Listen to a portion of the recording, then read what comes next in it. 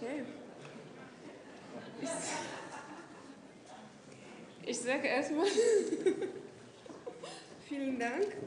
Aber ich werde meinen Vortrag auf Französisch halten.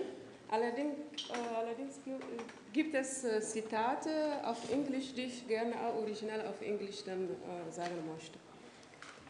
Ich glaube, für die deutsche Übersetzung macht Marianne das sehr gut. Okay.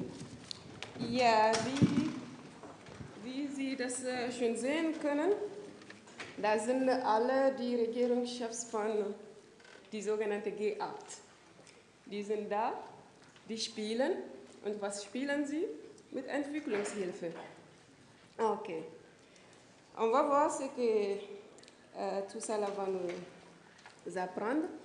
Donc en sommaire, j'ai préféré diviser les thèmes en six points. Donc premièrement, on va essayer de définir le développement et deuxièmement, les structures de l'architecture d'aide au développement. Et après, on passera sur les problèmes liés à cette politique d'aide au développement. Et en quatrième point, on doit un peu revoir notre histoire et pourquoi j'ai nommé ça Back to History and Experience. Donc il va falloir analyser un peu ce qui s'est passé dans le passé et un peu voir aussi l'histoire de l'aide au développement avec notre histoire. Et enfin, les points synthèse et perspectives de solutions, parce que si on décrit les problèmes, il va falloir réfléchir sur les solutions, les possibilités de solutions pour pouvoir résoudre ces problèmes-là. Et je commence par une citate de Ekra Adjiman, ou bien Joseph Ephraim, comme le disent certains. Donc, il dit dans ce citate, "Before even the British came into relation with our people, we were a developed people, having our own ideas of government." Et j'espère que pour les francophiles, ça passe. Vous comprenez? Ok, d'accord. Donc, il veut dire ici, là, donc, avant l'arrivée des Blancs, en fait, je dois préciser que Ekran Adjiman, c'est un Ghanéen. Et il avait dit ceci là en 1922. Donc, c'était en pleine période coloniale. Et il disait très bien qu'avant l'arrivée des Blancs, ils étaient vraiment développés. Donc, la question du sous-développement ne se posait pas. Ok. Et puis, ce qui est important aussi dedans, c'est une évidence qui datait de 1902, ce qu'il venait de dire là, mais ça datait en réalité de à une date beaucoup plus antérieure. Et ceci a été démontré par notre grand Cheikh Anta Diop, qui a su le démontrer par des recherches scientifiques. Et ça a été prouvé et c'est reconnu sur le plan international. Tout le monde reconnaît ça, même si les histoires continuent de se présenter comme si l'Afrique ne connaît pas une civilisation ou bien un développement et c'est maintenant, c'est à l'Europe ou soi-disant l'Occident d'apprendre à l'Afrique à être développée. Et comment dirais-je, un bel exemple, c'est ce que venait de présenter l'interlocuteur qui m'a précédé. Je ne vais pas citer le nom, mais j'espère qu'il se reconnaît. Et maintenant, il faut regarder en fait sur la théorie du sous-développement.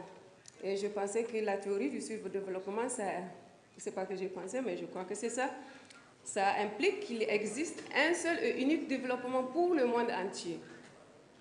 Et par cette définition, ça veut dire que, ok, il y a un monde qui est développé et il y a un monde qui n'est pas développé. Et ce monde qui est développé là aujourd'hui, tout le monde le sait, ça veut dire que c'est l'Occident. Et le monde qui n'est pas développé, ça veut dire que c'est les pays soi-disant développés dont une grande partie ou bien la majeure partie de l'Afrique en fait partie. Et ce qui a mené cette politique d'aide au développement, c'est-à-dire avec leur conscience, il faut dire que si on est développé, les autres ne sont pas développés, il faut les aider. Et c'est un truc normal que veut la morale. Et voilà. Mais quand ils aident à développer, qu'est-ce qui se passe? Et on voit ça là avec le citat de Samir Amin. Je ne sais pas, beaucoup d'entre vous le connaissent. comment dirais-je, c'est un Égyptien qui a beaucoup écrit sur l'aide au développement. Et il dit, le cas du Niger, bon, c'est un citat long, mais j'ai essayé d'un peu réduire ça. Il dit, le cas du Niger, en parlant du Niger, et j'ai pris ce citat-là parce que c'est le hasard, je viens du Niger et je vois Samir Amin qui écrit un truc sur le Niger. Je dis, non, mais tiens, c'est un bon exemple. Donc, ce pays reçoit une aide d'une ampleur exceptionnelle, 50% de son budget, et demeure néanmoins en queue de la liste des pays les plus pauvres. Faillite de l'aide, ou plutôt faillite du modèle de développement imposé par cette aide. C'est ce que dit Samir Amin en 2009. Donc c'est vraiment tout récent. Alors la situation du Niger n'a pas changé et je crois que tout le monde qui connaît le Niger doit confirmer ça. Le Niger vraiment en souffre de ce cas-là. Et voilà. Maintenant, on doit essayer de voir ce que veut dire le sous-développement, ou bien disons, c'est quoi le développement. Et avec ça, je pensais à présenter ça sur une forme mathématique. Donc, développement, selon ce qu'on voit actuellement et selon ce qui se passe actuellement, le développement égale croissance plus accumulation des richesses. Et dans ceci, l'accumulation des richesses, c'est libéralisation des marchés, c'est ce qu'on nous prend tout le temps, et il faut ouvrir les marchés aussi pour les investissements étrangers. Donc, tant que les étrangers ne viennent pas investir dans votre pays, vous ne pouvez pas être développé. Et en plus de ça, il faut que dans ce pays-là, il y ait ce qu'ils appellent, ou bien ce qu'on appelle, bonne gouvernance. Et c'est quoi cette bonne gouvernance? C'est ce que l'Occident impose. Et ce que l'Occident impose, soi-disant cette bonne gouvernance, c'est soi-disant aussi la démocratie. Et la démocratie, c'est qu'eux, ils appellent la démocratie qu'ils veulent pour nous. Je crois que tout le monde le sait aujourd'hui. Je n'ai pas besoin de m'attarder là-dessus. Ce matin, vous avez eu les interventions de tous les autres qui m'ont précédé, qui ont parlé sur la Libye, qui ont parlé sur la Côte d'Ivoire. Et je crois que c'est bien clair de quelle démocratie ils nous parlent ici. Okay. Et maintenant, en tant qu'Africains, il faut essayer de redéfinir notre développement. Et pour cette définition, j'ai essayé de reconstituer ça de telle façon. Développement ici, il faut que ça soit FS plus FD moins FI. Et dans cette formule, le F1, c'est le facteur social, donc il faut être développé socialement. Et c'est ce que les Africains ont depuis dans l'Antiquité, dans leur sang. C'est le plan social qui est plus important pour les Africains, ce qui est contraire pour les Occidentaux. Et le FD, c'est le facteur démocratique. Et le facteur démocratique, je parle ici d'une démocratie réelle et non la démocratie qu'on veut nous imposer. Et le FI, c'est le facteur impérialiste. Donc, dans cette démocratie ou bonne gouvernance qu'on nous impose, donc, il y a un aspect impérialiste dedans. Et il faut qu'on enlève ça dans notre manière de penser du développement. Donc, c'est la définition du développement que je pense que tout bon Africain peut essayer de s'imaginer, et non cet autre développement qu'on veut nous prôner, comme si on est des enfants et il faut qu'on nous apprenne comment le monde y va. Et maintenant, je ne sais pas qui des intervenants avait cité Julius Nyerere ce matin, et je trouve ça bien. Julius Nyerere avait eu à faire une définition là-dessus sur ce développement, et il disait un long processus démocratique. Donc le développement, c'est un long processus démocratique qui commence de l'intérieur. Alors, ça veut dire que c'est dans le pays que ça doit sortir cette envie démocratique et non de l'extérieur. Et il continue, il dit dans lequel les populations participent aux prises de décisions qui concernent leur vie, sans aucun impérialisme extérieur n'interfère, et qui a pour but d'améliorer la vie des personnes et de créer le potentiel nécessaire à l'autosuffisance, donc de soi-même, sans que subsiste la peur ni de la pauvreté, ni de l'exploitation politique. Mais si on regarde bien ce qui se passe aujourd'hui, ce n'est pas le cas. Donc, même si on essaie de se développer, on a peur de la pauvreté, on a peur d'être exploité.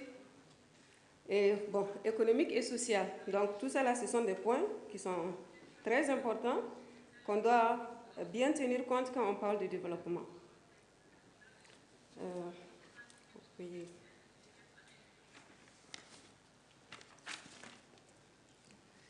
Et maintenant, ici, je voulais un peu parler de comment est né le sous-développement. Parce que si, d'après le CITES qu'on avait vu en première position, qui disait que l'Afrique était bien développée avant le contact avec l'Occident, alors il a fallu d'un moment à l'autre qu'il y ait un processus de sous-développement. Et ce processus de sous-développement-là, il faut qu'on le comprenne pour pouvoir comprendre où se situent les problèmes.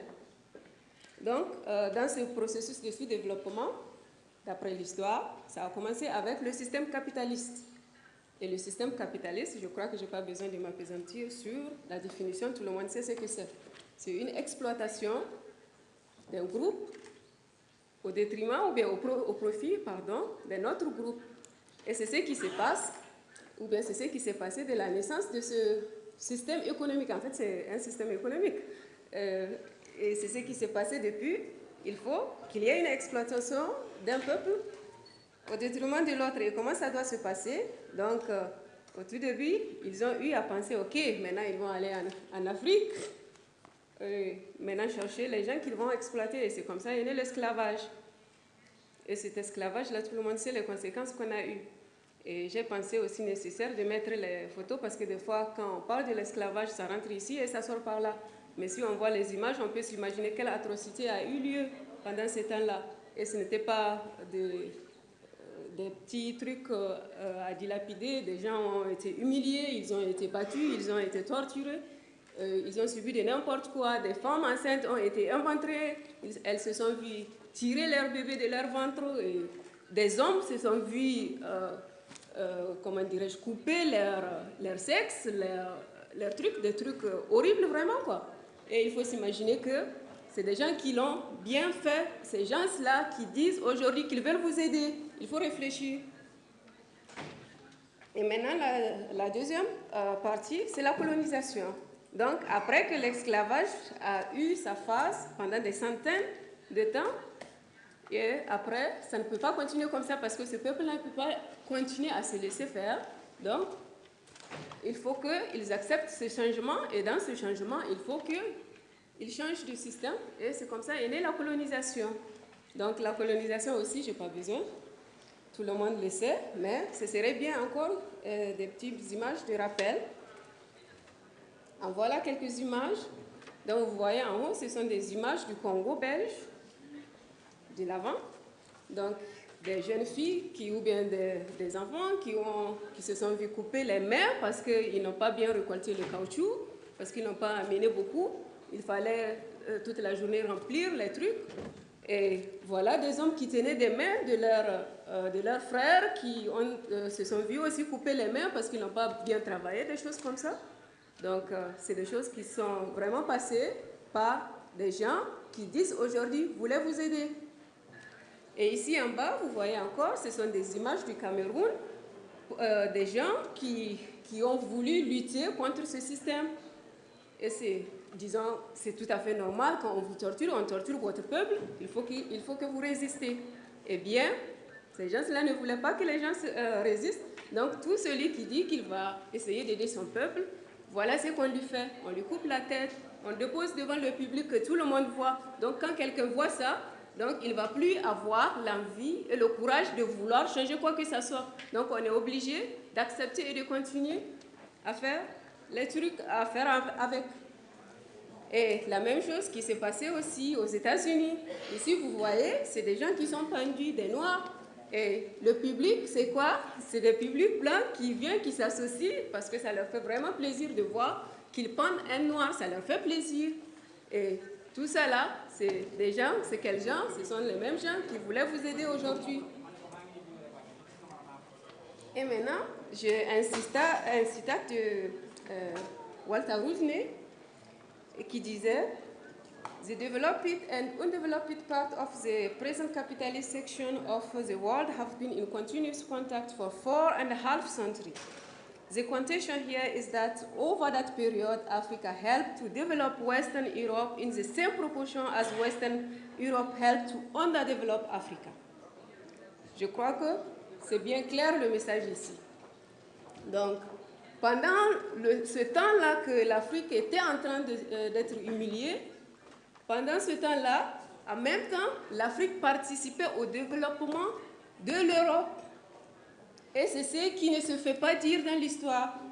C'est ce qui ne se fait pas dire dans l'histoire. Tout le temps, vous entendez, on parlait du sous-développement de l'Afrique, on parlait de comment il y a la misère en Afrique, mais qui parle de l'esclavage comme ça, là, en détail comme ça, là, ce qu'on a fait au peuple africain, comment ils sont arrivés à ce stade-là, et quel développement il y avait avant l'arrivée des Blancs en Afrique, tout ça, là, personne n'y en parle.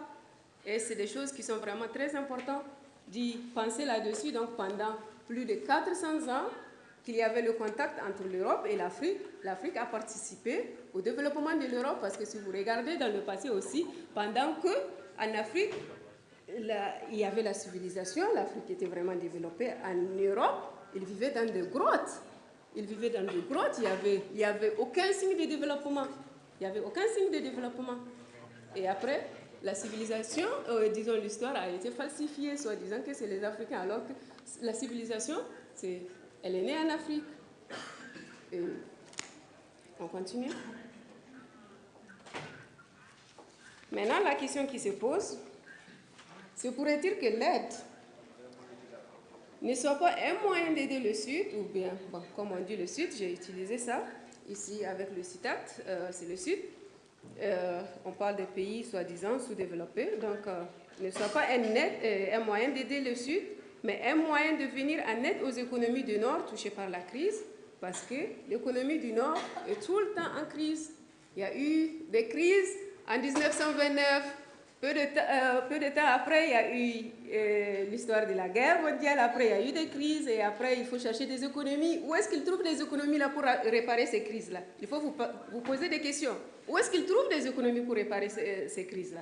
Eh bien, c'est dans nos pays, les pays qu'ils disent vouloir aider, et ces pays-là qui souffrent. Et c'est une citate là ici de Benjamin qui était l'ex-président de la Tanzanie. Et ici, il y a une réponse à Moyo là-dessus qui dit The notion that aid can alleviate systematic poverty and has done so is a myth. Millions in Africa are poor today because of aid. Misery and poverty have not ended but has increased. Aid has been and continues to be an unmitigated political, economic, and humanitarian disaster for most parts of the developing world. C'est ce que disait Moyo dans son livre Dead Aid. Je ne sais pas beaucoup de gens connaissent, qui a fait aussi un peu de rumeurs un peu partout ici dans l'Europe, qui ne voulaient pas qu'on dise des choses comme ça, ou bien même en Amérique, qui ne veulent pas qu'on dise des choses comme ça. Ils ne veulent pas de critiques sur leur façon d'être. Leur façon d'être, c'est la meilleure façon et tout le monde doit accepter ça. Et si on n'accepte pas ça, donc on est en erreur. Donc il faut réfléchir là-dessus. Il ne peut pas avoir seulement une seule vérité, que ce soit toujours une partie qui détient la vérité. Donc, c'est quel genre de vie, c'est quel genre de pensée. Et pour ça, je crois, et c'est aussi évident, qu'il y a une face cachée de cette politique d'aide au développement qui n'est toujours pas rendue publique aux gens. Et cette face cachée, c'est la géoéconomie, la géopolitique, la géostratégie, parce que ça doit contribuer à financer et puis à l'expansion de l'impérialisme, parce que sans l'impérialisme, ils ne peuvent pas continuer à vivre comme ils le vivent aujourd'hui, et qu'il faut que ce dont ils vivent avec, ça provient de quelque part. Et si ça provient de quelque part, il faut que ça continue comme ça. Et si ça continue comme ça, ça ne peut pas à l'éternel continuer comme ça. Il faut que ces gens-là, d'un jour à l'autre, il faut qu'ils se révoltent. Mais pour qu'ils ne se révoltent pas, il faut que ça soit caché. Donc, pour que ça soit caché, donc, il faut utiliser des stratégies comme ça. Donc, imaginez-vous quelqu'un qui vous aide, même si vous trouvez quelque part, ah, il a des torts qu'il me fait, et que vous dites que non, je veux me révolter, mais à un moment, vous dites, non, je ne peux pas révolter, parce qu'en fait, il m'aide, il m'a aidé à faire ceci, mais en réalité, quand ce qui se passe, en fait, c'est comme si il y a quelqu'un qui vous donne 100 € dans la main droite, et il vous reprend 200 € dans la main gauche. Qu'est-ce que cela vous a servi, ces 100 €? Non, en réalité, vous avez perdu. Même s'il vous a donné, il vous a pris plus que ce qu'il vous a donné. Alors, à quoi ça sert? Ça ne sert pas grand-chose. Donc, il faut que les Africains y comprennent. Et il y a cette image-là que je trouvais vraiment rigolo et qui décrit un peu la situation. C'est de Ha Joon-chang. Ha Joon-chang, c'est un écrivain économiste coréen qui avait écrit ce livre-là, Kicking Away the Ladder. The Ladder, hein, en anglais. Ok. Bon, il a fait l'image là, c'est l'occidental ou bien l'européen qui est en haut et il est monté selon ces caricatures par l'échelle. Il est monté par l'échelle petit à petit jusqu'à monter en haut. Maintenant, après, il y a celui qui vient de soi-disant du pays sous-développé qui veut monter l'échelle et il pousse l'échelle. Maintenant, quand il pousse l'échelle là, comment celui-là va monter là où il est? Il ne peut pas. Alors, je ne sais pas si vous comprenez bien.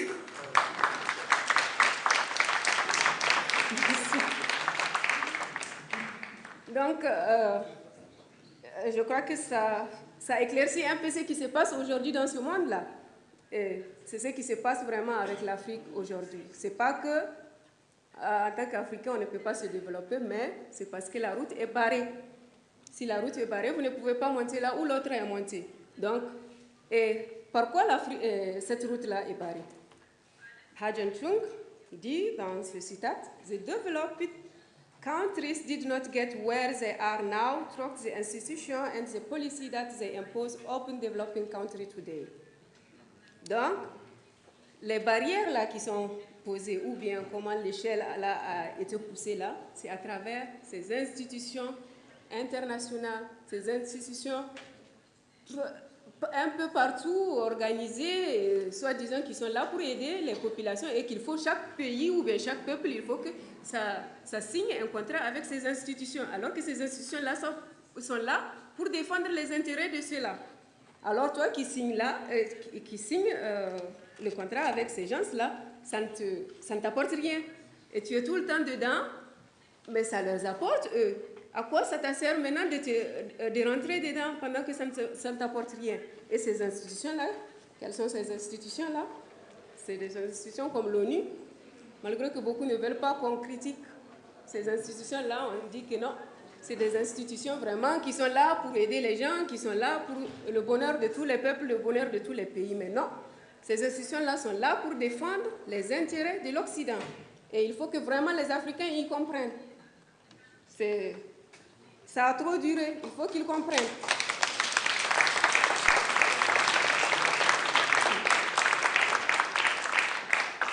Donc, il y a l'ONU qui est là, il y a l'OECD qui est là, il y a le Fonds monétaire international, la FMI, et la Banque mondiale. L'OMC vient après. Je ne l'ai pas oublié, ça vient. Okay. Donc, ces institutions-là, ils sont là pour défendre les intérêts des Occidentaux et avec ça, on vous contrôle, on nous contrôle. Vous voyez? Et c'est très important qu'on comprenne comment ça se passe. Si on ne comprend pas comment ça se passe, on reste tout le temps dedans et c'est un dilemme, on ne sait pas comment en sortir dedans. Donc, si vous comprenez, il faut, à partir de cette compréhension, essayer de commencer à chercher les solutions. Et la FMI et la Banque mondiale, qu'est-ce qu'ils font ces deux-là? Parce que ce sont les grands diables. Ce sont les grands diables les deux. Bien sûr. Il y a quelqu'un de la Banque mondiale ici? Vous êtes de la Banque mondiale? Eh bien, vous êtes bienvenus ici. Après, je vais vous faire écouter une interview que j'ai faite avec un agent de la Banque mondiale. Et vous allez voir. Ok. Donc ici, qu'est-ce qu'ils font ces deux-là? présidence partagée entre l'Europe et les États-Unis. Depuis leur création, ça a été comme ça et ça a été dû et c'est clos entre eux. Et les autres là, vous ne pouvez pas vous poser la question, mais pourquoi? Pourquoi tout le temps ça va être eux? Donc, la présidence de la FMI, ça doit toujours être guidé par un Européen. C'est un contrat signé entre eux. Et la présidence de la Banque mondiale, ça doit toujours être guidé par un Américain. Alors les Africains, qu'est-ce que vous faites dans ces institutions-là? Qu'est-ce que vous faites dans ces institutions-là? Je ne comprends pas. Donc, en réalité, c'est pour contrôler le système économique de vos pays. Et avec ça, ils savent, c'est parce que vous êtes rentrés dedans, vous avez signé des contrats avec eux. Ils envoient tout le temps leurs experts dans vos pays pour savoir comment fonctionne votre économie, qu'est-ce que vous avez comme richesse, qu'est-ce que vous avez comme ressources. Ils notent tout et ils viennent maintenant après se taper dans les ordinateurs et faire des calculs où est-ce qu'on peut en tirer des profits, comment on doit faire ça, comment ça va se passer pour que les gens ne s'y rendent pas compte. C'est un jeu d'enfant. Tant que vous leur donnez les moyens d'y rentrer dans vos affaires privées comme ça, là, c'est tout à fait normal. Imaginez-vous, vous mettez un étranger dans votre maison et que vous lui donnez la clé de votre coffre-fort. Mais il prend ce qu'il veut. Il prend ce qu'il veut. Et s'il peut, ne vous laisser rien. Et effectivement, c'est ce qui se passe avec nos pays. Donc, ils savent comment ils peuvent tirer quoi que ce soit sans pour autant que vous vous rendez compte. Et, oui, et avec ça aussi, vous avez eu à vivre aussi les, comment dirais-je, les enroulements des dettes qui se sont perpétués, qui a fait fondre les économies de nos pays, et les programmes d'ajustement structurel. Et ces programmes d'ajustement structurel, il faut aussi encore en reparler. C'est vrai, on en parle, on dit que c'est passé, mais en réalité, ce n'est pas passé. L'ajustement structurel, ça a été remplacé par ce qu'ils appellent maintenant, comment ça s'appelle encore? Poverty Reduction Strategy. Mais en réalité, c'est la même chose, seulement c'est le nom qu'on a changé. C'est le nom qu'on a changé, on dit que maintenant, on va mettre les populations dedans et qu'ils seront là en train de voir aussi ce qu'ils peuvent apporter dedans. Mais en réalité, non. Tout est préparé depuis Washington. Après, on les envoie seulement, ils doivent remplir et ils doivent être d'accord. Et après, ils viennent, on les invite, ils signent et c'est en marche. Donc, ça n'apporte rien. Ça n'apporte rien. Et puis, le programme d'ajustement structurel, c'était reconnu que ça a vraiment fait des catastrophes. Eux-mêmes, ils ont reconnu ça plus tard. Mais c'est qu'ils essayent de nous faire croire comme si c'était une erreur. Mais ce n'est pas une erreur. À la Banque mondiale, ce n'est pas n'importe qui travaille à la Banque mondiale. Ce sont des grands experts qui ont fait des grandes écoles, des grands économistes. Comment ils peuvent se permettre des erreurs comme ça pendant des dizaines d'années, des décennies? Ce n'est pas possible. Donc, c'est prévu dès au départ.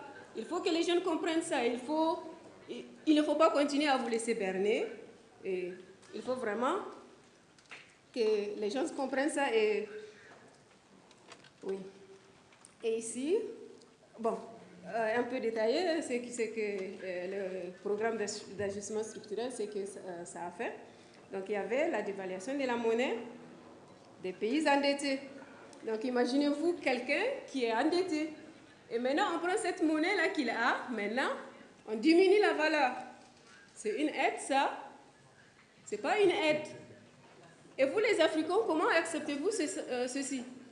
Non, il faut comprendre que non, ça, ce n'est pas une aide. Il faut dire non, on ne peut pas accepter des choses comme ça, mais on y accepte parce qu'on se dit qu'on a signé des contrats et il faut respecter ce genre de choses. Non, c'est une forme de colonisation qui continue et qui se perpétue. Et il y a ici les privatisations des sociétés et industries publiques. Imaginez-vous, on vous dit qu'on veut vous développer. Bon, pour ces privatisations, moi j'ai des exemples. Quand nous, on était encore petits, on partait à l'école gratuitement. Mais avec l'introduction de ces ajustements structurels, là, non. Ce n'était plus possible. Il faut payer les frais de scolarité. Vous allez à l'hôpital pour vous soigner, il faut payer tout ça là, parce que ça a été imposé par la Banque mondiale et les FMI. Et ce n'est pas normal, des choses comme ça. Donc, c'est des trucs publics, c'est à l'État de décider, je veux maintenir ça public ou bien je vais privatiser ça. Ça doit être laissé au gouvernement des pays concernés et non une décision de l'extérieur qui vont venir qu'on ait une institution internationale. Vous avez signé des contrats avec nous et pour que votre économie marche, il faut privatiser ceci, il faut privatiser cela, alors que c'est des trucs très importants que normalement la santé, l'éducation, que tout État doit essayer de bien maîtriser dans son pays et non laisser sous le contrôle de quelqu'un de l'extérieur. Mais ça ne se passe pas comme ça. Et maintenant, les suppressions des subventions étatiques. Donc, l'agriculture qui était très importante, ou bien qui est toujours importante, parce que tant que vous ne mangez pas à votre faim, vous ne pouvez rien faire dans cette vie-là. Et c'était subventionné par les États. Mais qu'est-ce que la Banque mondiale dit? Non, il n'y a plus de subventions dans ce sens-là, dans l'agriculture. Et qu'est-ce qui se passe? Allez regarder ce qui se passe ici en Europe, aux États-Unis. Tout leur marché d'agriculture, c'est subventionné. C'est subventionné, mais pourquoi eux, chez eux, ils ne font pas ça? Ils vont vous imposer chez vous là-bas et vous acceptez? Non. Il faut réfléchir des choses comme ça ne se passe pas. Et maintenant, ici aussi, il y a l'encouragement de la production d'exportation. Vous êtes là, on vous dicte ce que vous allez exploiter pour pouvoir exporter à l'intérieur. C'est des choses vraiment horribles, quoi. Vous voulez manger à votre faim. Maintenant, des cultivateurs se mettent à cultiver, par exemple, du café, du cacao, pour pouvoir exporter en Europe, aux États-Unis, alors qu'ils n'arrivent même pas à produire pour subvenir à l'autosuffisance alimentaire de nos pays. C'est pas normal, des choses comme ça. C'est pas normal. Et imaginez-vous, les gens qui travaillent dans ces plantations de café, de cacao, il y en a certains qui n'ont jamais goûté au goût du café, parce qu'ils l'exportent à l'état brut. Et c'est travailler dans ces pays-là, et les gens sont à l'aise de boire tout le temps du café. Mais allez-y voir comment ces agriculteurs travaillent dans ces champs-là. Ou bien du café, comment ces agriculteurs-là. Il y a des gens qui n'ont jamais goûté au chocolat malgré qu'ils produisent du cacao. C'est normal ça? Non. C'est pas normal. Et libéralisation des marchés, il faut laisser que les étrangers viennent investir dans votre pays. Tant qu'il n'y a pas d'investissement étranger, ça ne peut pas marcher. Non, c'est faux et archi faux. Il faut commencer d'abord à nationaliser votre pensée économique et non laisser ouvert. Mais qu'est-ce qui se passe ici quand vous regardez? Est-ce que les Africains, ils viennent, ils vendent leurs trucs? Ici, vous avez vu un commerçant africain qui vient vendre les choses comme ça jusqu'à s'enrichir? Non. Mais tout le temps, eux, ils vont chez nous, ils font des petites choses et après, ils s'enrichissent. Pas possible. Pas possible. C'est pas normal, ça. C'est pas normal. Et monsieur de la Banque mondiale, ici, j'ai une interview. Oh, pardon.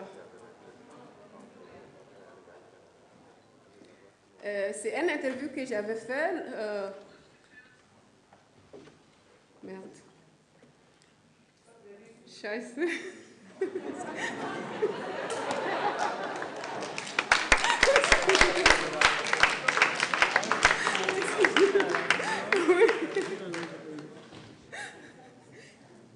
Il faut m'éteindre ça après les cheveux.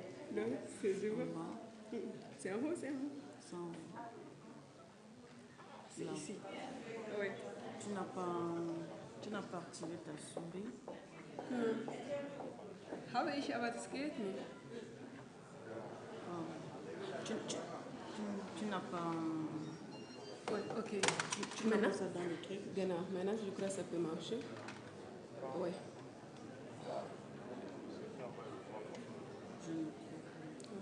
Ça va marcher. C'est en quelques secondes, donc il faut bien écouter. As you know, AIDS in Niger is not big. AIDS in Nigeria is not big. It is not, but basically there was an instruction from the president, you have to do AIDS project. The president of the world? Yeah, not the government. You have to do AIDS projects to the staff of the World Bank. So we had to do AIDS projects, whether it would make sense or not. So quite often we did all kinds of AIDS projects. It didn't make sense at all. Yeah. Its name, it has pressure from other people. Yes, outside. The World Bank has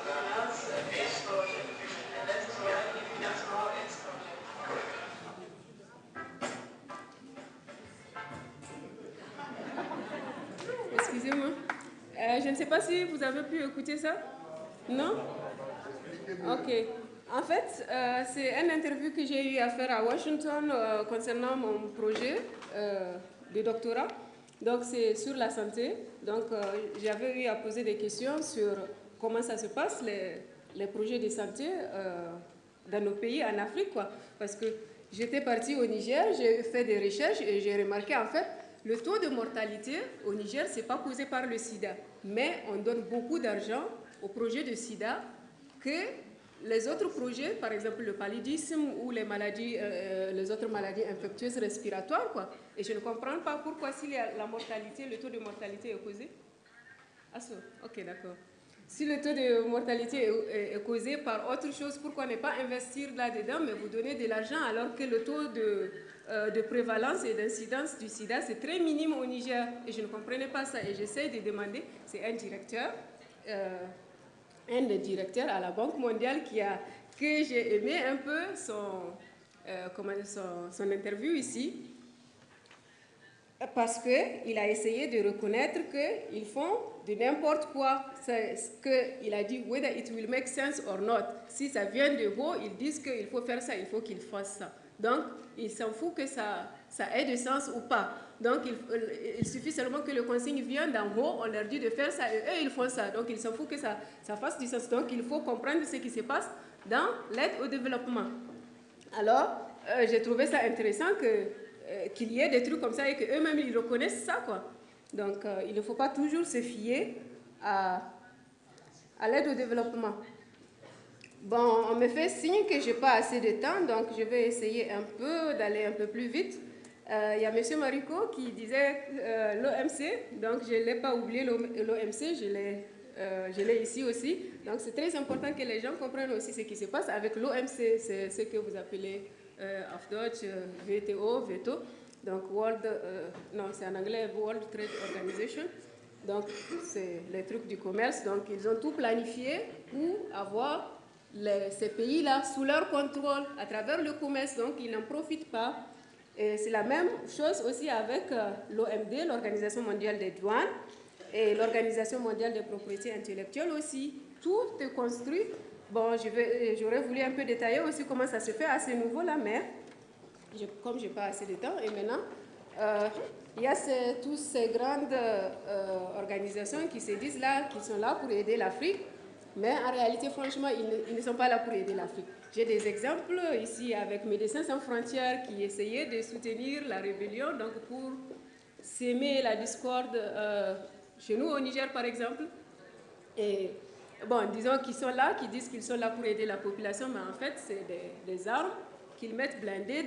Comme c'est des ONG, on se dit non, il ne faut pas les déranger, il ne faut pas fouiller, voir ce qu'ils ont, il ne faut pas chercher à les dédouaner, il faut faire passer les armes. Et maintenant, les armes, ça vient, on ne contrôle pas, les douaniers ne contrôlent pas, les policiers ne contrôlent pas. Maintenant, ça rentre, on pense que c'est des trucs pour aider les gens, mais ça va jusqu'au nord, c'est pour ravitailler les populations là-bas, et les rebelles là-bas, pour qu'ils viennent maintenant s'entretuer. Et des choses comme ça, on dit ça, c'est au nom de l'aide. Ça n'a pas de sens, il faut qu'on comprenne des choses comme ça. Et c'est la même chose ici, il y a une caricature qui est présentée avec USAID, qui le dit un peu. Qui le montre un peu, et c'est la même chose qui se passe un peu partout avec ces trucs de coopération. Et ici aussi avec Africom. Maintenant, Africom se disent que ok, ils sont là, ils vont commencer à investir maintenant, disons, à intervenir dans nos pays, que nos pays sont très instables et qu'on a besoin de stabilité. Il faut qu'on crée une base militaire. Mais nos pays là-bas, comment vous ne pouvez pas créer une base militaire pour régler vos problèmes? Il faut que ça vienne de l'extérieur. Et imaginez-vous, c'est l'Amérique qui dit que ils vont faire ça, mais comme tout, ils veulent imposer ça, ils veulent placer ça dans les pays. Mais les pays africains ont refusé. Maintenant, qu'est-ce qu'il se fait? Ils envoient la base militaire maintenant ici, en Allemagne, parce que l'Amérique est trop loin de l'Afrique. Donc maintenant, la base militaire est basée ici en Allemagne, à Stuttgart. Donc, dès qu'il y a quelque chose, c'est plus facile pour eux de quitter de Stuttgart pour entrer en Afrique. Et des choses comme ça, il faut réfléchir là-dessus. Et maintenant, tout dernièrement, j'entendais, ok, il y a le Libéria, peut-être, probablement, on va remettre l'Africom, ils vont l'installer en Libéria. Mais pourquoi? parce que les autres ne sont pas d'accord, donc ils essayent de créer des trucs. Maintenant, qu'est-ce qu'ils ont fait? À la dame, on lui a donné le prix Nobel, et c'est des trucs de corruption. Il faut réfléchir à des choses comme ça. Et c'est très important cette partie-là aussi. Mais c'est dommage que je n'ai pas le temps, mais je veux continuer quand même. Et comment fonctionne le système impérialisme du sous-développement? Donc ça se fait avec l'aide au développement, le système éducatif et le système politique. L'aide au développement, j'ai trop parlé là-dessus. Maintenant, on va sur le système éducatif. Maintenant, le système éducatif, tout est fait selon ce que veut l'Occident. On part à l'école, on parle français, on parle allemand, on parle anglais. Et les leçons qu'on apprend, tout ça là, c'est sur l'histoire de l'Occident. Imaginez-vous que quand nous, on était à l'école, on nous apprend l'histoire de la guerre mondiale, de l'Hitler, des bombardements, où est-ce que, à quelle date il y a eu bombardement, dans quel pays, à quel jour, quelle date, tout ça là. C'est des trucs qu'on n'a pas besoin. Venez ici en Allemagne, vous demandez à un Allemand c'est qui Sundiata Keita, il ne sait pas. C'est qui Saméou Tiro, il ne sait pas. Et pourquoi nous, on va continuer à apprendre tout le temps des choses comme ça ne nous sert à rien. Et si on doit apprendre des choses comme ça, eux aussi, ils doivent apprendre sur nous. Ce n'est pas nous seuls. C'est pas nous seuls. On vient ici j'étais à l'université, un jour, on est en train de parler de, comment il s'appelle là, un des comment dirais-je, kansler, c'était qui même, j'ai oublié, et moi je disais que je connais. Et il y avait mes camarades qui étaient étonnés. Comment tu le connais? Tu venais d'arriver. J'ai dit, mais j'ai appris ça à l'école chez nous. Ils étaient tous étonnés parce qu'ils ne connaissent rien sur nous. Ils ne connaissent rien sur nous. Et des choses comme ça, c'est pas normal. On ne peut pas comprendre toute leur histoire. Et eux, ils ne connaissent rien sur nous. Il faut qu'il y ait un truc de mix. S'il n'y a pas un truc de mix, alors cessez d'apprendre des choses comme ça. Ça ne nous sert à rien. Maintenant, la démocratie multipartite. Bon, je vais passer là-dessus. Et maintenant, les preuves de non-sincérité de la politique d'aide au développement. Ça, je trouve ça très important et il faut que je cite ces exemples-là. Maintenant, la Haïti. Vous savez, le Haïti, disons, c'est là où le Haïti. OK. Donc, quand le Haïti disons, s'est battu pour l'indépendance, et vous savez avec qui ils se sont battus? C'est avec une armée de Napoléon.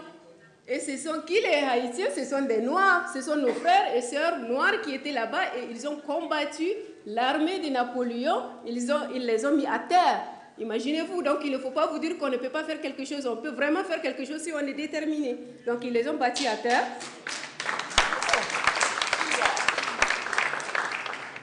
Et maintenant, qu'est-ce qui s'est passé? Ils ont installé l'embargo en Haïti. Il faut qu'aucun autre pays essaye de changer avec en Haïti, alors qu'à l'époque, l'économie de Haïti est basée sur l'exportation. Mais ils ont fait la même bouche avec tous leurs autres alliés. Ils ont dit OK, vous ne faites plus d'échanges avec le Haïti parce que les Haïti nous ont battus, ils ne veulent plus qu'on les esclavagise, ils veulent être indépendants. Donc, il faut que ça s'arrête, des choses comme ça. Et ce n'était pas tout. Ils ont exigé, pour lever cet embargo-là, ils ont exigé du Haïti que le Haïti paye d'énormes sommes.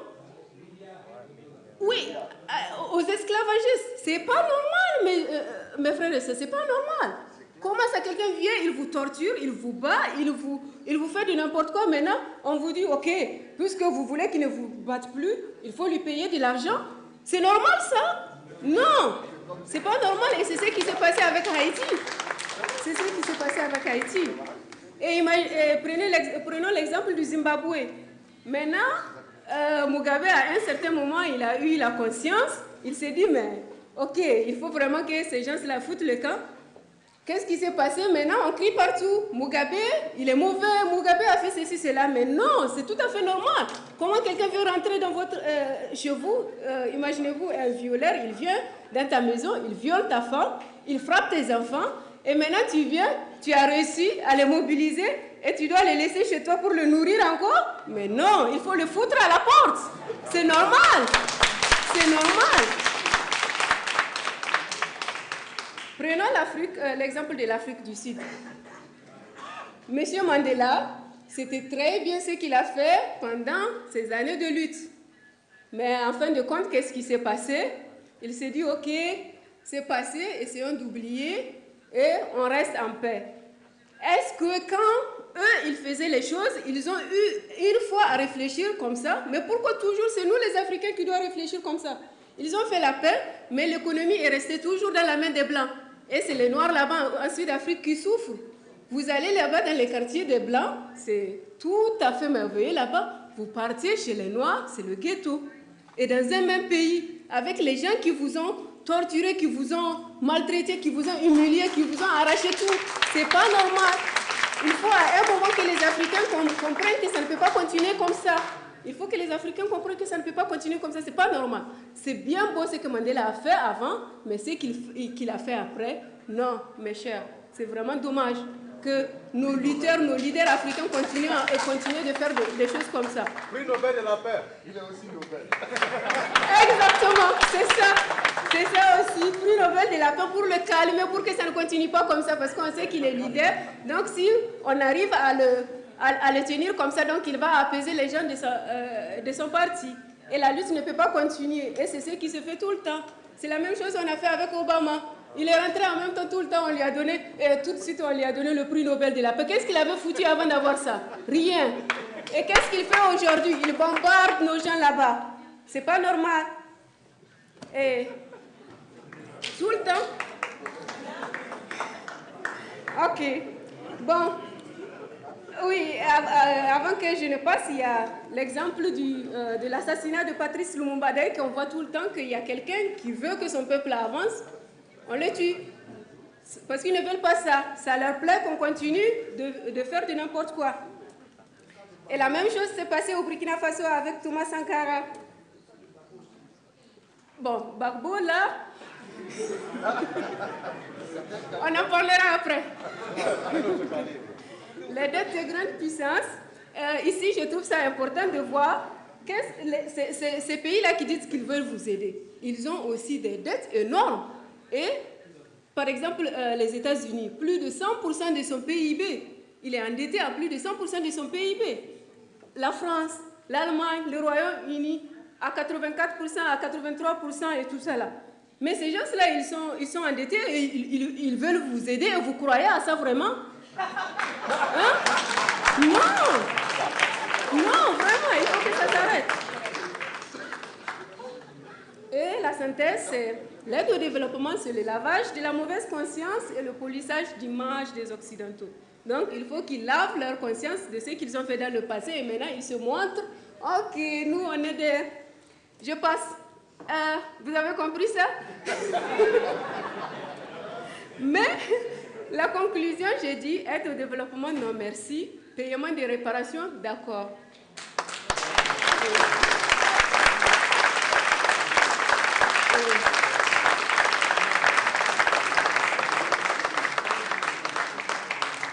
Cette partie-là, c'est un peu très important. À cause de ça, je vais demander un surplus de 5 minutes. Et j'ai dit pour les perspectives de solutions, parce que je trouve que c'est très important de parler des problèmes, mais aussi c'est plus important de penser aux perspectives de solutions. Donc pour les solutions, je pense sur le plan individuel, il y a deux stades. Et c'est le combat contre l'aliénation mentale. Parce qu'on est aliéné mentalement, qu'on ne peut plus penser en tant qu'Africain, il faut penser en tant qu'Européen, alors qu'on n'est pas Européen. Donc, et la deuxième partie, c'est l'unité. Et cette unité-là, ça doit se faire entre l'Afrique et la diaspora. Nous tous, on est concernés en Afrique, ils sont touchés. La diaspora ici, on est aussi touchés. Parce que personne ne va me dire, parmi nous ici, les Africains, qu'on vit au même pied d'égalité que les Blancs ici. Non. Non. Et maintenant, perspective de solution. Sur le plan politique, il n'y a que deux méthodes. C'est sur le plan pacifique. Et la deuxième, c'est la révolution. Il n'y a pas d'autre. Il n'y a pas plus que ces deux-là.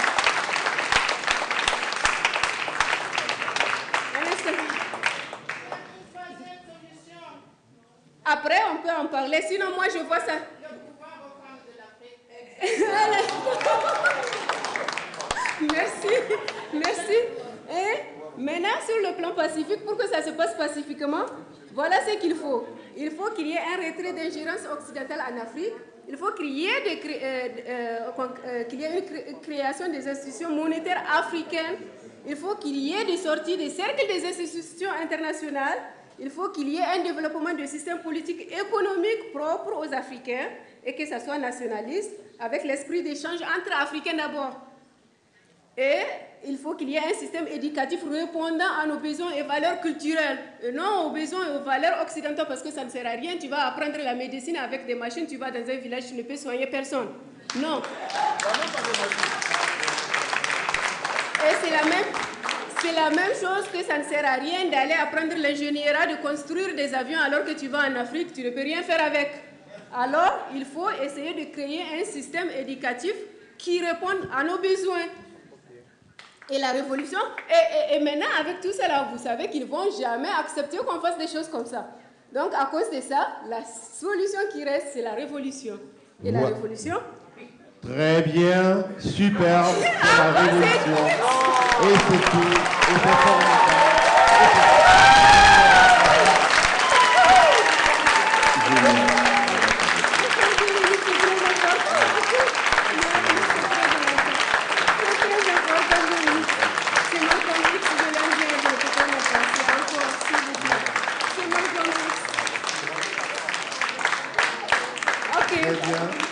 Je dois arrêter ma fille. Ok. Très bien. Il faut lui supplier pour qu'il m'accorde encore 2 ou 3 minutes.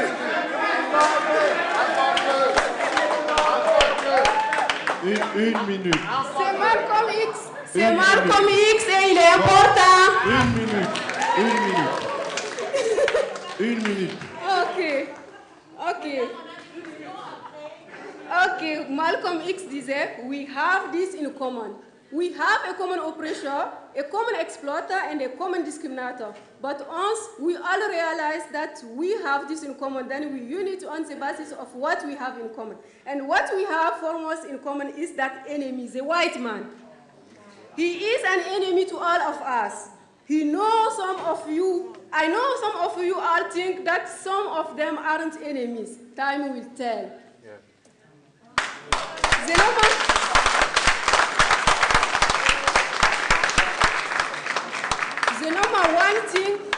The number one thing that was not allowed to attend the Bandung conference, en parlant du conférence de Bandung, was the white man. He couldn't come. Once they exclude the white man, they found that they couldn't get together. They could get together. Once they kept him out, everybody else fell right in line and fell in line. This is the thing that you and I have to understand, and that is important. And je continue ici. They were able to submerge their little petty difference and agree on one thing. That one African come from Kenya and was being colonized by the Englishmen, and another African come from the Congo and was being colonized by the Belgian, and another African come from the Guinea and was being colonized by the French, and another come from Angola, and so. Yes, la partie que je trouve encore intéressante ici, when they come together, they realize all over the world where the dark man was being oppressed, he was being oppressed by the white man. Where the dark man was being exploited, he was being exploited by the white man.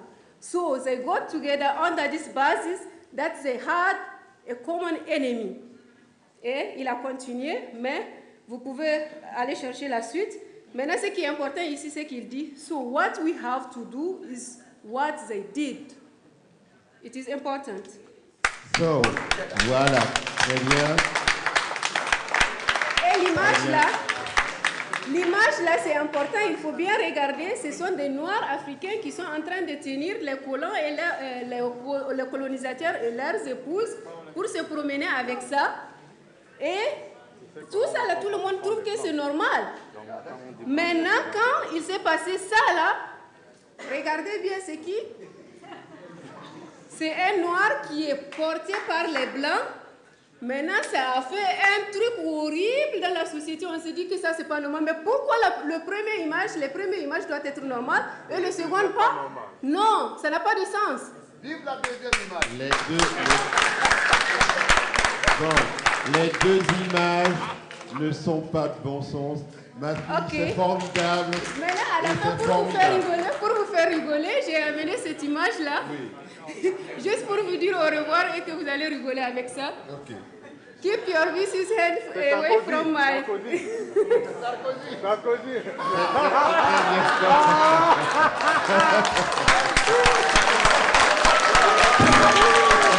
Ok, très bien. C'est formidable. Bien sûr. Bien sûr.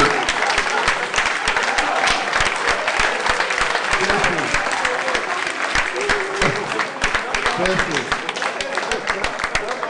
Also sehr schön. Ich muss sagen, ja, ich habe nicht viel versprochen.